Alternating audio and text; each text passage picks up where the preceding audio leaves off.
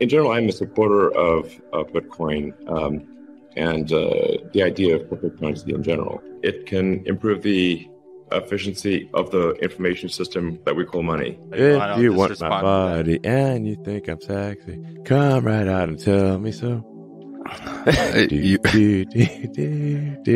Elon Musk je južnoafričko-američki biznismen, industrijski dizajner i inženjer. On je osnivač i CEO SpaceX-a, raniji investitor, CEO i arhitekta kompanije Tesla, osnivač kompanije The Boring Company i koosnivač kompanije Neuralink. Musk je također koosnivač i početni kopredsjednik kompanije OpenAI. Njegovo bogatstvo od preko 200 milijardi dolara čini ga jednim od najbogatijih ljudi na svetu. Šta Elon Musk ima da kaže o novcu, Bitcoinu, kriptovalutama, uspjehu i koji je njegov savjet za vas, saznajte u ovom videu. Također, ako vam se dopadaju video snimci koje delimo sa vama, subscribeujte se na kanal za još videa i izdvojite minut da pogledate naše sponzore u opisu. I mean, I think the cryptocurrency thing is an interesting approach to reducing the error in the database that is called money. You know, I think I have a pretty deep understanding of what money actually is on a practical day-to-day basis because of PayPal. And right now, the money system, actually, for practical purposes, is really a bunch of heterogeneous mainframes running old COBOL. Okay, you mean literally? That's literally that is literally what's happening in batch mode. Okay. In batch mode. Yeah, I pity the poor bastards who have to maintain that code. Okay, that's a pain. That's pain. Not even Fortran. It's COBOL. Yep, it's COBOL. And the banks are still buying mainframes in 2021 and running ancient COBOL code. The Federal Reserve is like probably even older than what the banks have, and they have an old COBOL mainframe. And so now, the government effectively has editing privileges on the money database, and they use those editing privileges to make more money whenever they want, and this increases the error in the database that is money. You know, crypto is an attempt to reduce the error in money that is contributed by governments diluting the money supply as basically a pernicious form of taxation.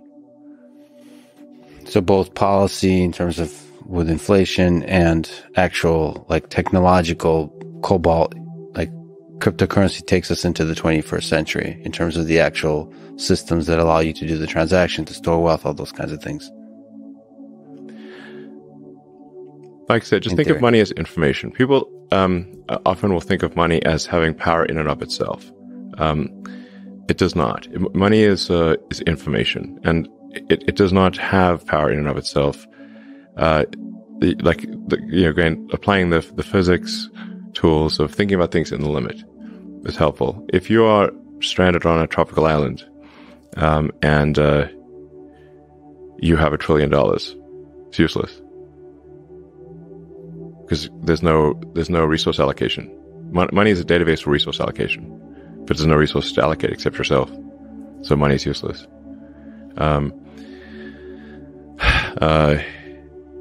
If you're stranded on a desert island with no food, all the Bitcoin in the world will not stop you from starving. Yeah. So like just think of money as a database for resource allocation across time and space, and then what system it is in what form should that database or data system what would be most effective?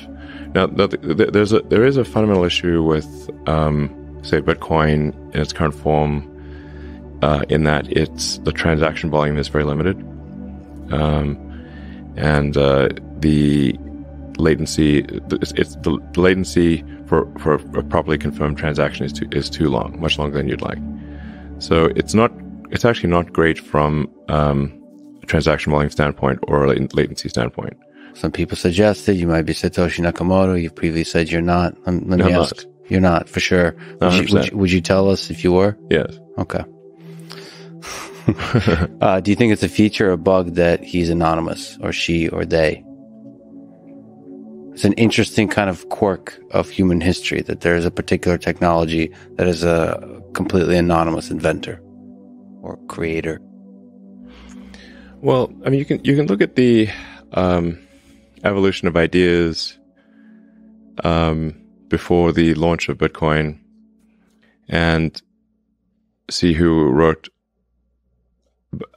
about those ideas, and then I don't know exactly. Obviously, I don't know who created Bitcoin for practical purposes, but the evolution of ideas is pretty clear before that. And it seems as though Nick Szabo is probably more than anyone else responsible for the evolution of those ideas. So he claims not to be Nakamoto, but I'm not sure that's neither here nor there. But he seems to be the one more responsible for the ideas behind Bitcoin than anyone else. So it's not perhaps singular figures aren't even as important as the figures involved in the evolution of ideas that led to a thing. So yeah, it's perhaps it's sad to think about history, but maybe most names will be forgotten anyway. What is a name anyway? It's a name attached to an idea. What does it even mean, really? You mentioned that Doge is the people's coin. SpaceX and Tesla and myself all did buy some Bitcoin, but it's a small percentage of our total cash and near cash assets. So not all that significant. I also bought some Dogecoin, and Tesla accepts Dogecoin for some merchandise, and SpaceX will do the same. And I intend to personally support Dogecoin because I just know a lot of people who are not that wealthy who, have encouraged me to buy and support Dogecoin. So I'm responding to those people, just people that when I walked around the factory at SpaceX or Tesla, they've asked me to support Dogecoin, so I'm doing so. Because Dogecoin, I think, has come down a lot. It's down about 80-90%, or it's down a lot, and that's the reason why you came out and said that you still thought there was value there. I said I support Dogecoin, and I'm doing that. Part of the reason why I think there's some merit to Dogecoin, even though it was obviously created as a joke, is that it actually does have a much higher transaction volume capability than Bitcoin. And the cost of doing a transaction, the Dogecoin fee is very low. Like right now, if you want to do a Bitcoin transaction, the price of doing that transaction is very high. So you could not use it effectively for most things. And nor could it even scale to a high volume. And when Bitcoin was, started, I guess around 2008 or something like that, the internet connections were much worse than they are today, like order of magnitude. They're way worse, in 2008. So like having a small block size or whatever is, and a long synchronization time made sense in 2008. But to 2021 or fast forward 10 years, it's like comically low.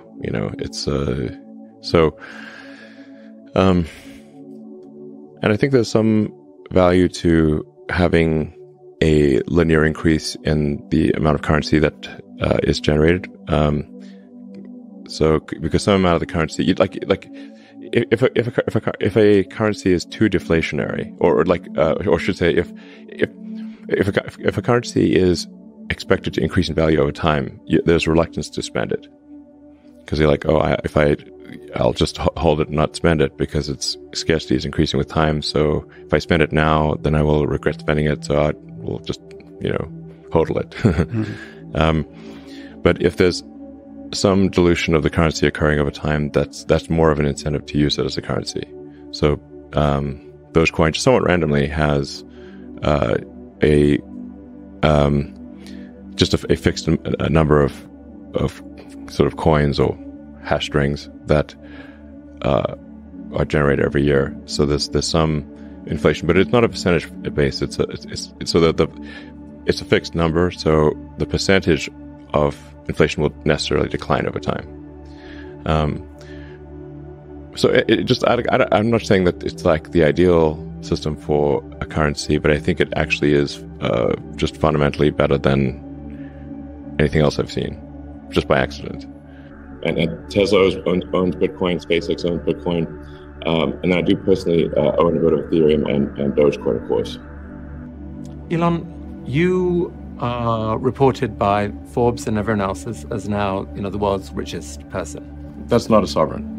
I think it's fair to say that if somebody is like the king or de facto king of a country, they're wealthier than I am. So, but it's just harder to measure. But what people do, so $300 billion, I mean, your net worth on any given day is rising or falling by several $billion. How insane, it's is bonkers, that? Yeah. I mean, how do you handle that psychologically? There aren't many people in the world who have to even think about that. I actually don't think about that too much, but the thing that is actually more difficult and that does make sleeping difficult is that every good hour or even minute of thinking about Tesla and SpaceX has such a big effect on the company that I really try to work as much as possible, to the edge of sanity, basically, because Tesla's getting to the point where probably will get to the point later this year where every high quality minute of thinking is $1 million to impact on Tesla. There are many other people out there who can't stand this world of billionaires. Like they are hugely offended by the notion that an individual can have the same wealth as say, a billion or more of the world's poorest people. If they examine I think there's some axiomatic flaws that are leading to them to that conclusion. If for sure it would be very problematic if I was consuming billions of dollars a year in personal consumption, but that is not the case. In fact, I don't even own a home right now. I'm literally staying at friends' places. If I travel to the Bay Area, where most of Tesla engineering is, I stay I basically rotate through friends' spare bedrooms. I don't have a yacht. I really don't take vacations. It's not as though there's that my personal consumption is high. The one exception is a plane. But if I don't use the plane, then I have less hours to work. So, I personally think you have shown that you are mostly driven by really quite a deep sense of moral purpose. Like you've tried your attempts to solve the climate problem have been as powerful as anyone else on the planet that I'm aware of. And I actually can't understand, personally, I can't understand the fact that you get all this criticism from the left about, oh my God, he's so rich, that's disgusting. When climate is their issue, philanthropy is a topic that some people go to. Philanthropy is a hard topic. Like how do you think about that? I think if you care about the reality of goodness instead of the perception of it, philanthropy is extremely difficult. SpaceX, Tesla, Neuralink, and Boring Company are philanthropy. If you say philanthropy is love of humanity, they are philanthropy. Tesla is accelerating sustainable energy. This is a love of philanthropy. Right. SpaceX is trying to ensure the long-term survival of humanity with multi-planet species. This is love of humanity. Neuralink is to help solve brain injuries and existential risk with AI, love of humanity. Boring Company is trying to solve traffic, which is hell for most people, and that also is love of humanity. It's like, how upsetting is it to you to hear this constant drumbeat of billionaires, my God, Elon Musk, oh my God. Like, is that, do you just shrug that off, or does it actually hurt? I mean, at this point, it's water off a duck's back. You're a father now of 7 surviving kids, and well, I'm trying to set a good example, because the birth rate on Earth is so low that we're facing civilizational collapse unless the birth rate returns to a sustainable level. Yeah, you've talked about this a lot. That depopulation is a big problem, and we yes, people don't understand. Population collapse is one of the biggest threats to the future of human civilization, and that is what is going on right now. What drives you on a day-to-day basis to do what you do? I guess, I really want to make sure that there is a good future for humanity, and that we're on a path to understanding the nature of the universe, the meaning of life, why are we here, how do we get here, and in order to understand the nature of the universe and all these fundamental questions, we must expand the scope and scale of consciousness.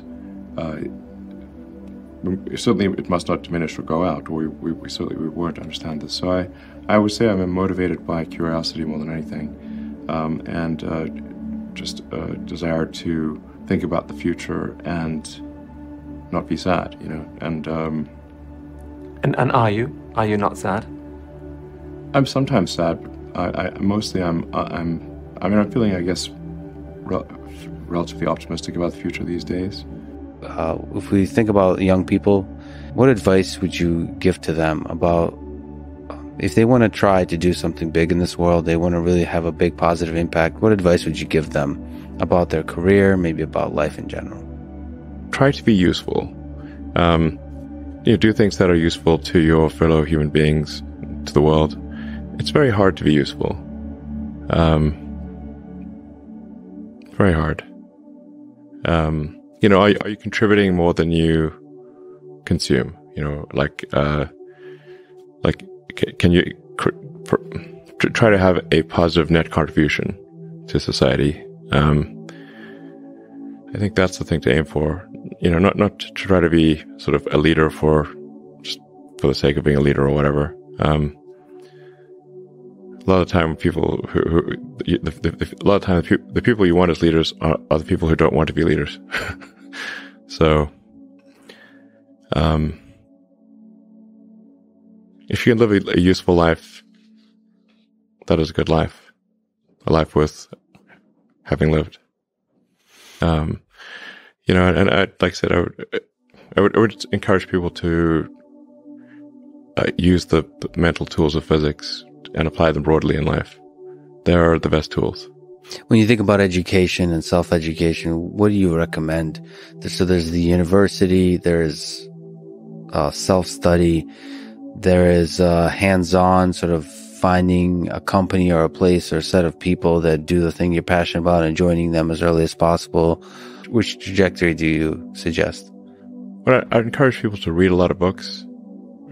Just read, basically try to ingest as much information as you can, and try to also just develop a good general knowledge.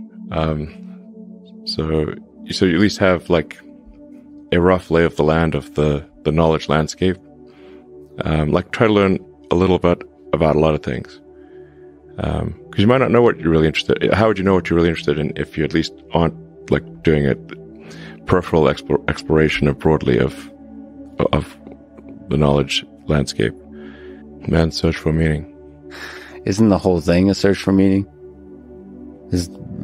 Yeah, what's the meaning of life and all, But just generally, like I said, I would encourage people to read broadly in many different subject areas, and then try to find something where there's an overlap of your talents and what you're interested in. So people may be good at something, or they may have skill at a particular thing, but they don't like doing it. Mm-hmm.